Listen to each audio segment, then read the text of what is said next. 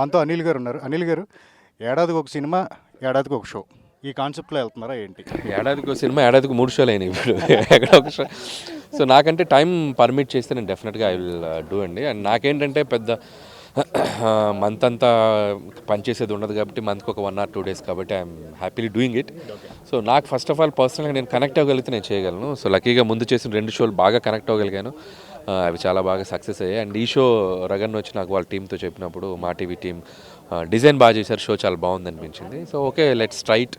So ఆ families relations అంటే నేను దగ్గరగా వాటి మీద చాలా సినిమాలు తీసున్నాను కాబట్టి మనం ఏమైనా నేర్చుకునే ఉంటే ఏదైనా మనం వాళ్ళకని చెప్పాల్సి ఉంటే జస్ట్ మన ఎక్స్పీరియన్స్ మనం షేర్ చేసుకోవచ్చు అనిపించింది. అంటే ఏంటండి, ఎప్పుడు ఖాళీగా ఉండకూడదు, ఎప్పుడు ఏదో ఒక యాక్టివిటీ ఉండాలి అనేది మీ మైండ్‌లో ఉంటుందా? ఎట్లాగా? అదైతే నిజం అండి. అంటే ఏదో ఒక వ్యాపకం ఉంటేనే నాకు రోజు ముందుకెళ్తుంది.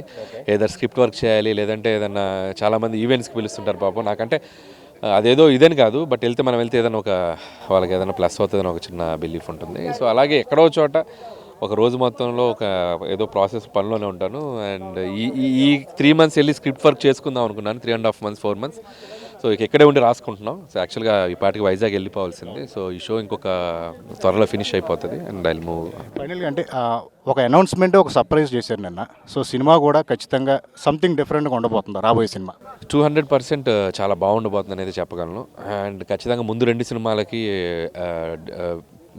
ఎలా డిఫరెంట్ జానర్స్ ట్రై చేశామో అండ్ ఇది కూడా ఇంకొక జానర్ చేద్దాం. And at the two complete entertainment package audience ఏదైతే బలంగా ఆ సినిమా చూడాలని కోరుకుంటున్నారో అది ఉంటూనే దీంట్లో ఇంకేమి సర్ప్రైజులు ఏమి ఎగ్జైట్మెంట్ ఇవ్వాలో we are working on that.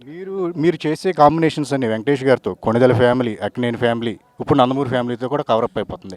Venkatesh గారి మీద ప్రత్యేకంగా అభిమానంతోనే మీరు కంటిన్యూస్ సినిమాలు చేస్తున్నారా? ఎట్లాగా అనుకోలేంటి? అండ్ వెంకటేష్ గారితో నాకు బాండింగ్ చాలా బాగుంటుంది అండ్ అండర్స్టాండింగ్ లెవెల్స్ చాలా బాగుంటాయి. అండ్ స్క్రిప్ట్ కూడా మేము కూర్చొని గంటలు గంటలు కూర్చొని మాట్లాడుకునేదే ఉండదు. ఒక ఐడియా అనుకున్నాక ఇద్దరికి ఆ వేవ్ లెంత్ కుదిరిపోతుంది.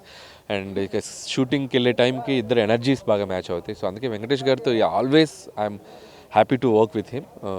సో ఈసారి నాకు ఇష్టమైన ఇంకొక హీరో జాయిన్ అయ్యారు, కళ్యాణ్ రామ్ గారు. అండ్ ఈసారి బాగుంటుంది. Thank you.